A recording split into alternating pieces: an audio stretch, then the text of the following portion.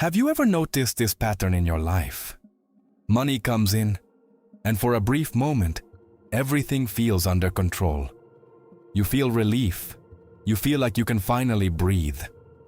But then, slowly or sometimes all at once, it's gone. Bills show up. Unexpected expenses appear. Something breaks.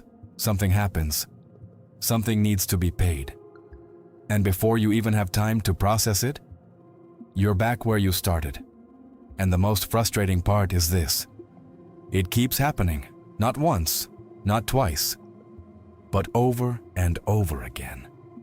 At some point, it stops feeling like bad luck. It starts feeling like a pattern. You begin to ask yourself questions that don't have easy answers. Why can't I hold on to money?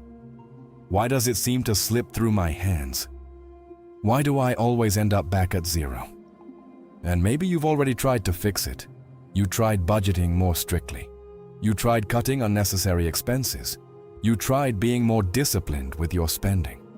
For a while, it works. You feel in control. But then something happens, and the pattern repeats. This is where most people get confused, because logically, if you're doing the right things, you should be getting different results. But when the outcome keeps repeating, it suggests that something deeper is going on. Most financial advice focuses on behavior, what to do, what not to do, how to manage money better. And again, that's important. But if behavior alone was enough, you wouldn't keep ending up in the same situation. So instead of asking only, what should I do differently? There's another question that might be more important. What is influencing my behavior in the first place? Because your financial life isn't just shaped by decisions you consciously make. It's shaped by patterns, automatic responses, reactions that happen without you thinking about them. Think about it. How often do you make small financial decisions without really analyzing them? Spending here, delaying something there, ignoring something you know you should handle.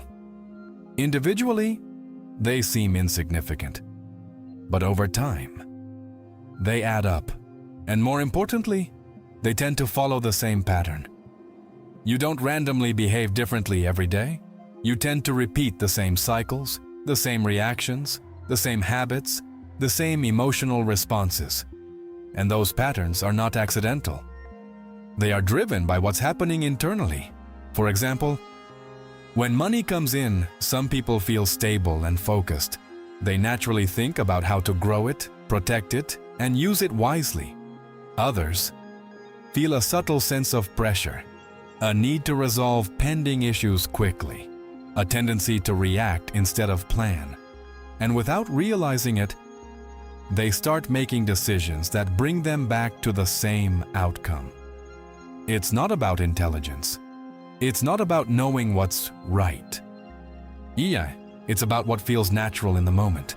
And that natural response is shaped by your internal state.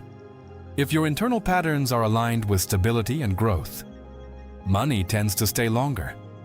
If they are aligned with urgency, stress, or inconsistency, money tends to move just as quickly as it comes. This is why two people with the same income can have completely different financial lives. One builds gradually, the other keeps resetting. And from the outside, it looks like a difference in discipline. But often, it's something deeper. It's the difference between reacting and responding. When you're reacting, your decisions are driven by underlying patterns. You're not fully in control. You're following a script that's already running. When you're responding, there's space, clarity, choice, and that difference changes everything. So if money never seems to stay with you, it might not be because you don't know what to do. It might be because something is influencing how you respond when money shows up. Something subtle, something consistent, something that keeps bringing you back to the same point. And until that changes, the pattern tends to repeat. This is why forcing more discipline often doesn't solve the problem, because discipline operates on top of the pattern, not at the root of it. You can control yourself for a while. You can follow rules. You can stay focused temporarily. But under pressure, most people fall back into their default state. And that default state is what determines long-term outcomes. So the real question becomes, how do you change that default?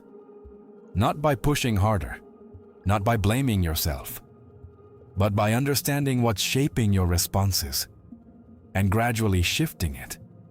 Because when that internal pattern begins to change, something different happens. You don't have to force yourself as much. You don't feel the same pressure to react. You start making decisions with more clarity. And slowly, money stops disappearing as quickly. Not because you're trying harder, but because you're operating differently. And that's where real change begins. So if this pattern has been part of your life for a long time, don't just look at what you've been doing. Look at what's been driving it. Because once you understand that, you're no longer stuck repeating it.